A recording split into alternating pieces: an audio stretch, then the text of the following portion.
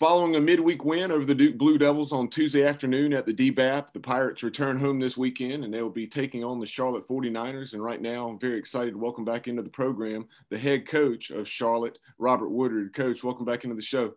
Hey, Bubba, thanks for having me. Appreciate you having me on, and always excited to talk baseball with you. Absolutely. I'm very excited to have you back on. Your ball club's off to an 8-3 start and picked up a tremendous win over Tennessee at home, 9-0 on Tuesday night.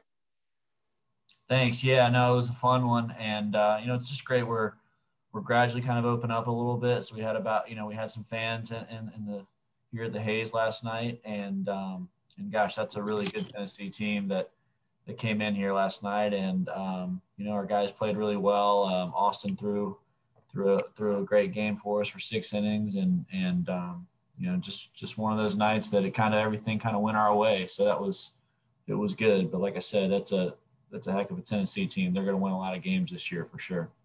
Before we talk about the season on the whole, a little more about last night's game. You guys obviously put up 9 runs, 15 hits. It was a 3-0 ball game, going into the 7th, and then you guys you had Butcher, McCabe, and Groover go back to back. Yeah, no, I think that might be the first time in program history that's happened. It's hard to believe, but yeah, no, that was special because it really was kind of a close dogfight, and most, a good number of our hits were kind of, C&I ground balls or just balls hit just out of reach of an outfielder or an infielder. And then, all of a sudden, Butch he drops one over the foul pole, and that break right there just kind of opened it up to kind of get some better swings off. And we opened it up, but yeah, it was good. It was good to see those guys having some fun and playing at a high level last night.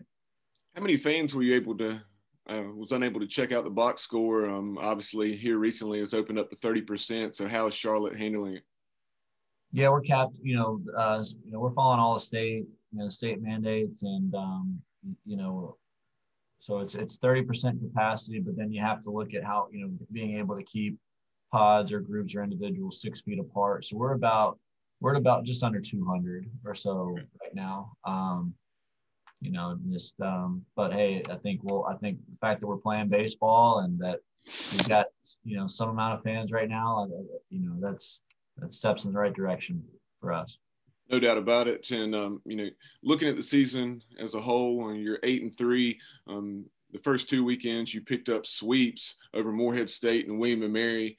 And then you also, you had played UNCG and then a 3-game set with Western Carolina. You lost to the Spartans, a very competitive game up in Greensboro. And then you also, dropped 2 out of 3 to Western Carolina. So I know I had to be, after a very good start, some adversity that previous week. So it was nice to see your ball club bounce back last night.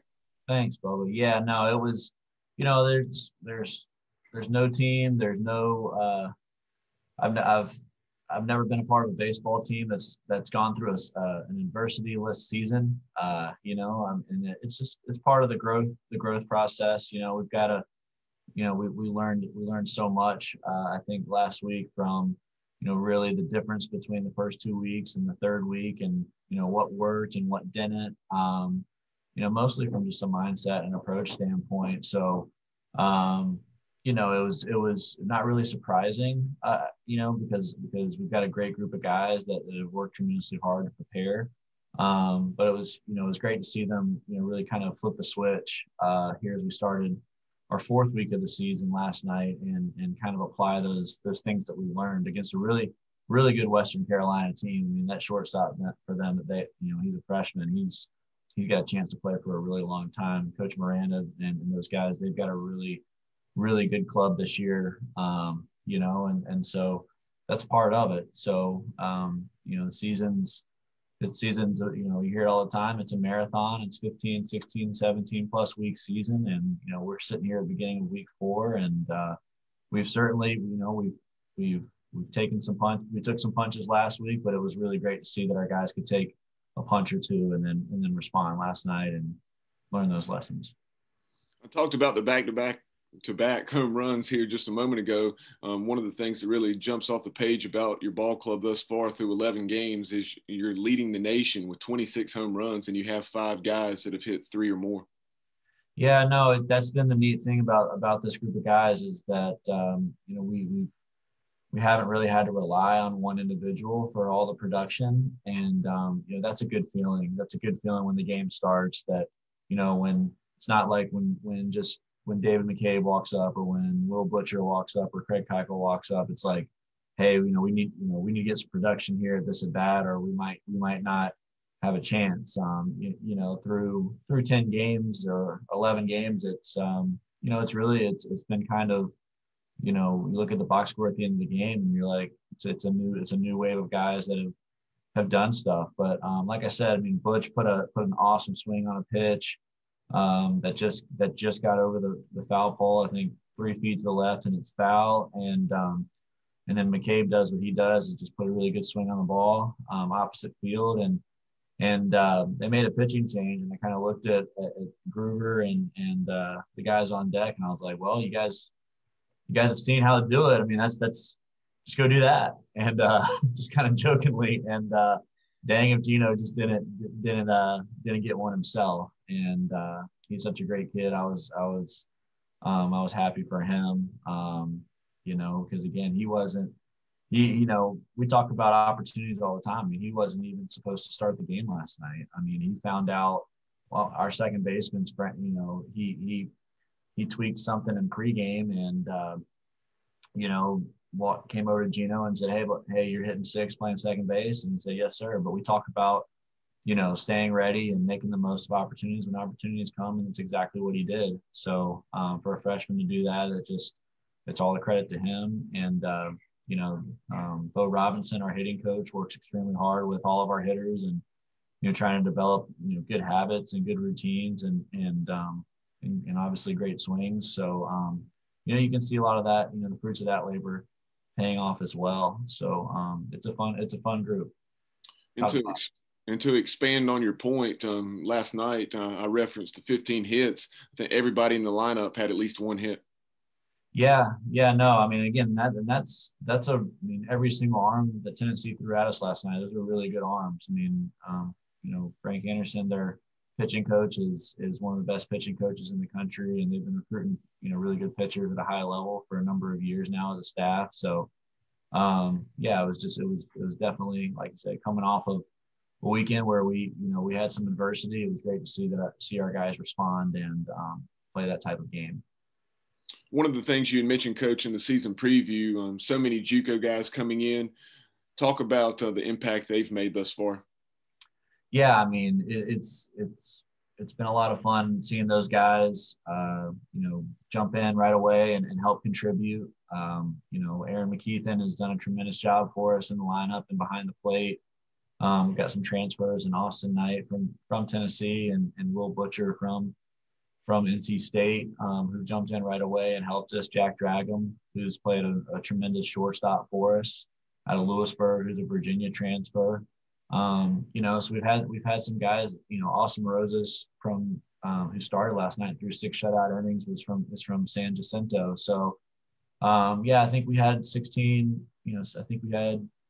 16 or so junior college players and 2 4-year transfers. So that's 18 plus 10 high school players come in this past recruiting class. So we really had numbers wise, it was really large, but, it was also, relatively older recruiting class, just in terms of a lot of 20, 21-year-olds coming in here that had, 2 years of college baseball experience under their belts. So, when you have a weekend like we had last weekend, it's not their first go around. It's not the first time they've been kind of punched in the mouth, and so there's some leadership amongst that group and some experience. So they've certainly done a great job here, 11 games in and contributing right away, and it's been fun to watch. I talked about how good the 49ers have been swinging the bats, and just talk about your weekend rotation, Andrew Lindsay, Matt Brooks, and then also Bryce McGowan. Yeah, no, I mean, Andrew on game one, typically, he's just a winner. I mean, he's from Walter State Community College. They're traditionally winning 45, 55, even 60 games. And he was there for 2 years. I think he was 9-1 in 2 years as a starting pitcher there. So he's kind of got that poise and that moxie, that proven winner track record that we just, we really like to watch. And then, Bryce, for us, he was our number one starter last year, and he's just worked extremely hard.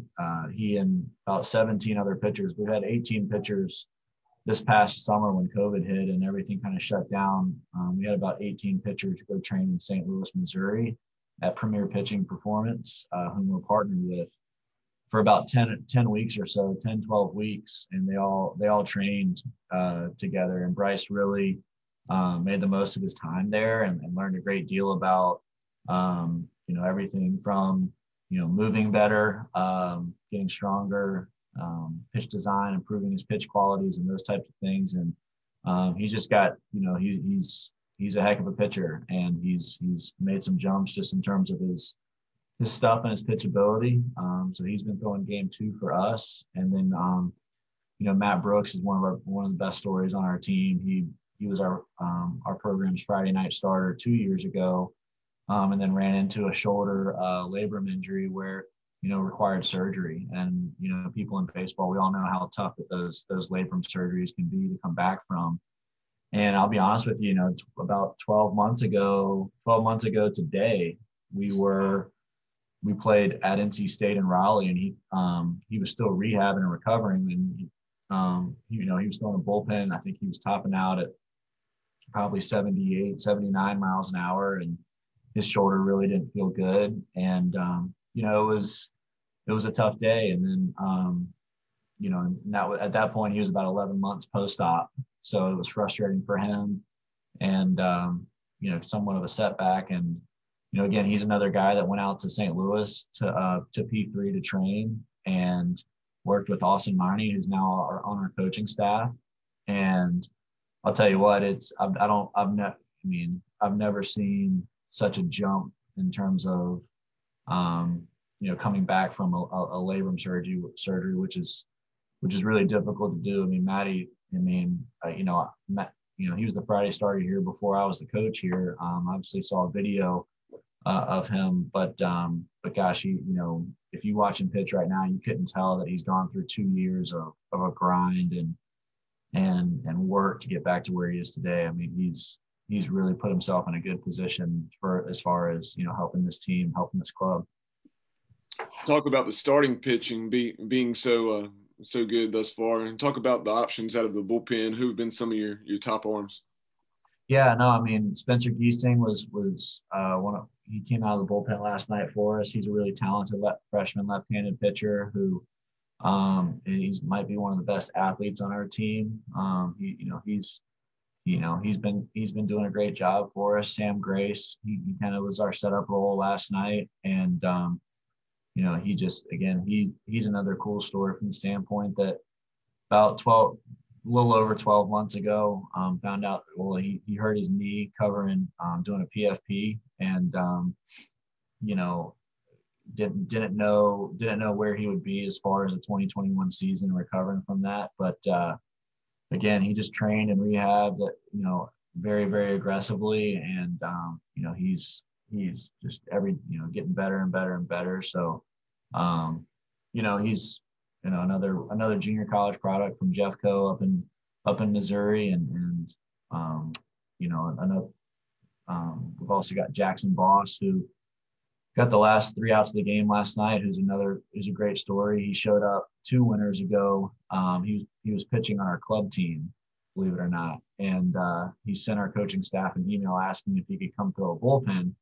And he said, Coach, I'd really like to see you guys see me throw. I've been up to 92 and And, we needed some help on the mound at the time. And he's right here on our campus, so we might as well give him a shot. So he threw a bullpen in our indoor over winter break. And, next thing you know, I think last year in 17 games, he made 11 appearances. Like he's just such a great competitor and goes right at guys, and just a really cool story for us. So those guys, Christian Lopez, he's been a starter for us, but he can also come out of the bullpen. He's just a very versatile left-handed pitcher. And then Colton Scherbinski, another junior college transfer, is a right-handed pitcher who's he's shown the ability to close games, be in the middle relief role. He can kind of do a little bit of everything as well. A couple more things for you, Coach. Taking a look at your team defensively, I see you have a .975 fielding percentage thus far. Talk about things in that aspect. Yeah, we take a lot of pride on that. We work really hard to try to be. Since we've come together as a coaching staff, we've wanted to center our program around pitching and defense. So again, just our entire coaching staff works really hard just to recruit good fielders, but also develop them. And we just think that takes a lot of stress off your pitching staff and less stress on your offense to try to have to produce more runs. So just been really pleased with our defense all over the field, and we've gotten good defense from a multitude of guys. There's like I said, Geno's started last night, but Carson Johnson could start. Has been starting there as well. So we've gotten good defense from there. It's something we take a lot of pride in. It's something that we talk about and focus on each and every day. And as you look at this series this weekend, Cliff Godwin's ball club, obviously off to an excellent start. But, going back a year now, you look at the calendar, this is going to be March 12th, 13th, and 14th. It will have been just over a year since these two clubs met in Charlotte. And there was only another game or two played after that. So just kind of it's great to see where we are now versus where we were then. Little do we know at the time that was going to be the last baseball that I would see in person a season ago. But just talk about, what are your impressions of Cliff Godwin's team? Gosh, well, I've known Coach Godwin for a number of years now, and he's just got a really great reputation for recruiting and developing talent. And their East Carolina teams are always they're always talented, but they're also always very well coached. They're always very competitive. And, that we knew that going in last year, we know that going in this year. So we've got a tremendous amount of respect for that, for Coach Godwin and the coaching staff and their club. So, but there's a lot of really good college baseball teams in the state.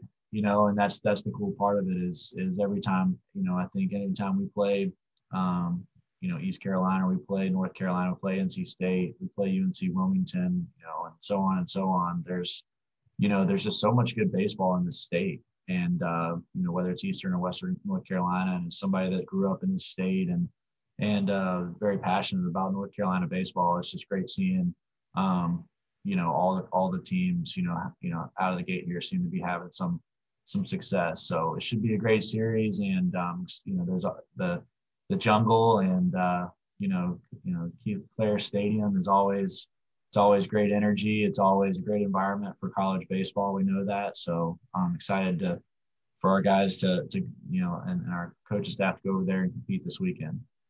Yeah, it's certainly not like it could be but with the 30%, roughly 1,200 will be in attendance. So it's definitely a lot better than it was on opening weekend.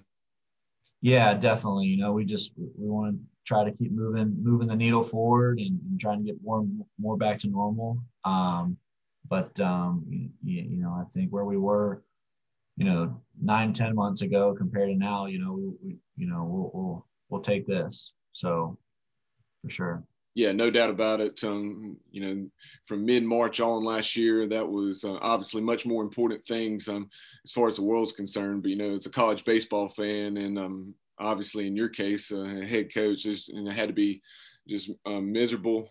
But at the same time, it seems like all these programs have gotten better as a result of it and have certainly made the best of a bad situation. But appreciate your time this morning, Coach, and we would love to have you back on down the road. Best of luck to you and the 49ers moving forward. Thanks, Bubba. I really appreciate the time, and always good talking baseball with you. Happy to come on anytime, and looking forward to a really competitive college baseball series this weekend. It'll be good.